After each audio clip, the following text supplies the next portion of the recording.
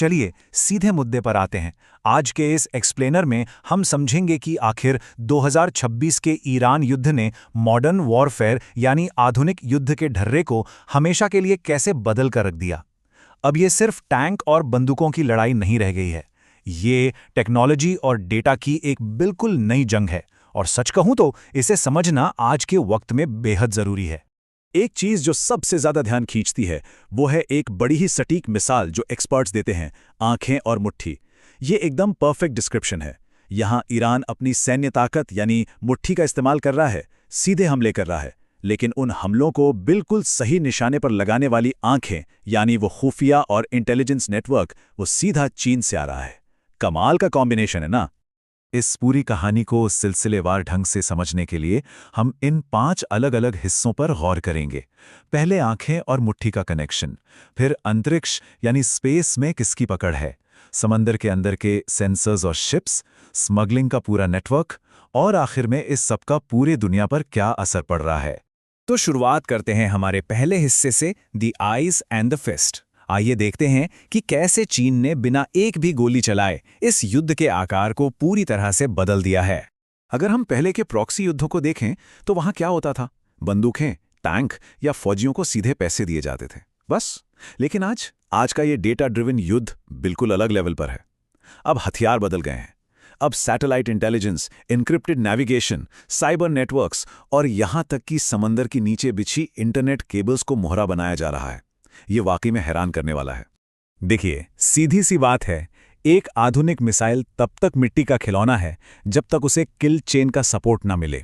अंतरिक्ष से अपना टारगेट ढूंढने से लेकर उस पर मिसाइल दागने तक का जो सफर है वो इस सटीक इंटेलिजेंस के बिना नामुमकिन है।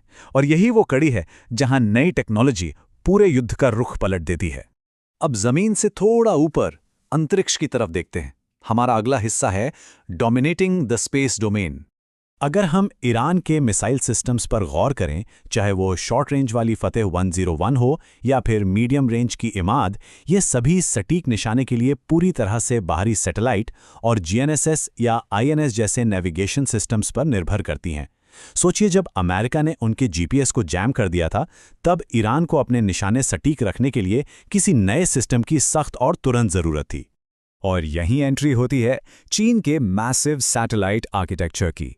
याओगन सैटेलाइट्स, अर्थ आई, जिलिन 1 और खासकर बेइदो नेविगेशन सिस्टम, इन सब की मदद से ईरान ने न सिर्फ अंधेरे में देखना शुरू किया, बल्कि उन्होंने अमेरिकन थैड बैटरी और F-22 जैसे बेहद अहम मिलिट्री मूवमेंट्स पर बिल्कुल बाज जैसी नजर रखी। इस एक चीज ने ग्राउंड रियलिटी को पूरी तरह से बदल कर रख दिया। आसमान से निकलकर अब जरा समंदर की गहराइयों में चलते हैं। हमारा तीसरा हिस्सा है अंडरसी सेंसर्स एंड शिप्स। समंदर की सतह पर तैरते स्मार्ट बॉयज और पानी के अंदर घूमते अनमैन्ड व्हीकल्स का यह नेटवर्क वाकई एडवांस है। लेकिन यहाँ जो सबसे ज्यादा चौंकाने वाली बात है वो है नॉन अकॉस्टिक मैग्नेटिक डिटेक्शन तकनीक का इस्तेमाल। इसका मतलब समझ रहे हैं? ये नेटवर्क किसी आवाज या सोनार पर निर्भर नहीं है। ये सीधे तौर पर पानी के नीचे छुपी भारी भरकम अमेरिकन न्यूक्लियर सबमरीन्स के स्टील स्ट्रक्चर से पैदा होने वाली चुंबकीय हलचल यानी मैग्नेटिक डिस्टर्बेंस को पकड़ लेता है, बिल्कुल किसी साइंस फिक्शन फिल्म जैसा। पानी के अंदर ही नहीं, पानी के ऊपर भी खेल चल रहा है। चीन की पीपल्स लिबरेशन आर्मी ने फारस की खाड़ी यानी पर्शियन गल्फ जैसे बेहद अहम जलमार्ग के ठीक बीचों बीच अपने सबसे ताकतवर टाइप 055 डिस्ट्रॉयर्स और एक बेहद एडवांस्ड जासूसी जहाज लियाओवांग 11 को तैनात कर दिया। एक तरह से ये समंदर के बीच तैरता हुआ एक मोबाइल कमांड सेंटर है जो वहां मौजूद पश्चिमी देशों के जहाज़ों की रियल टाइम खुफिया जानकारी बटोर रहा है। तो ये तो हुई सर्वेलेंस की बात। अब आते हैं चौथे हिस्से पर, स्मगलिंग एंड सैंक्शंस इवेजन। देखते हैं कि कड़े प्रतिबंधों के बावजूद ईरान ने अपने पैर कैसे जमाए रखे। 12 दिन तक चले उस भयानक युद्ध के बाद ईरान की हालत काफी पतली हो चुकी थी।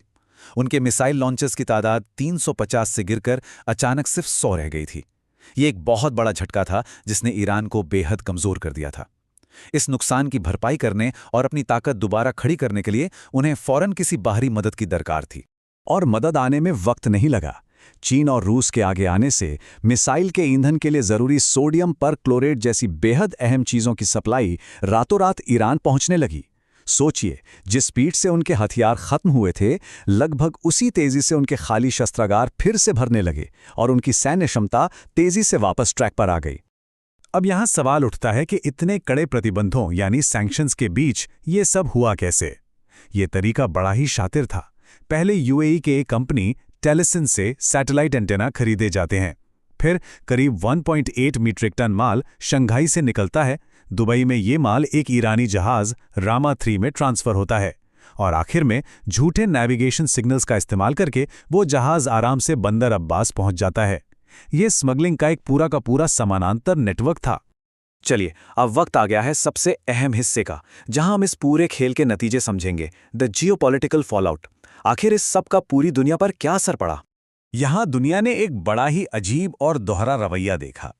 एक तरफ तो मार्च 2026 में चीन शांति की बात करता है, 5 पॉइंट सीज फायर का प्रस्ताव रखता है और यूएन में वीटो पावर का इस्तेमाल करके खुद को बिल्कुल न्यूट्रल दिखाता है। लेकिन सच्चाई कुछ और थी। अंदर ही अंदर वो ईरान के युद्ध का इंजन चला रहे थे।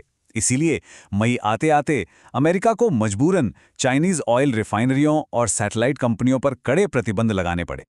और अगर किसी को लगता है कि बात यहीं खत्म हो गई, तो रुकिए, इस कहानी में एक और बेहद खतरनाक ट्विस्ट है। ईरान ने धमकी दी कि वो स्ट्रेट ऑफ हॉर्मुज के नीचे से गुजरने वाले ग्लोबल इंटरनेट केबल्स पर टोल यानी प्रोटेक्शन फी वसूलेगा। एक तरह से समंदर की गहराई में बिछी इन तारों पर कब्जा करने की ये कोशिश पूरी दुनिया की इकोनॉमी और इंफॉर्मेशन के फ्लो की नस दबाने जैसी थी। तो इस एक्सप्लेनर के आखिर में हमारे सामने एक बड़ा और बेहद गंभीर सवाल आकर खड़ा होता है। क्या हम इस वक्त एक नई ग्लोबल न्यूक्लियर आर्म्स रेस की पहली ईंट को गिरती हुई देख रहे हैं? जिस तरह से नई टेक्नोलॉजी, खुफिया जानकारी और कूटनीति आपस में मिल गई हैं, इसने युद्ध के मायने हमेशा के लिए बदल दिए हैं। ये एक ऐसा मोड़ है जिसका असर शायद आने वाली कई पीढ़ियों तक महसूस किया जाएगा।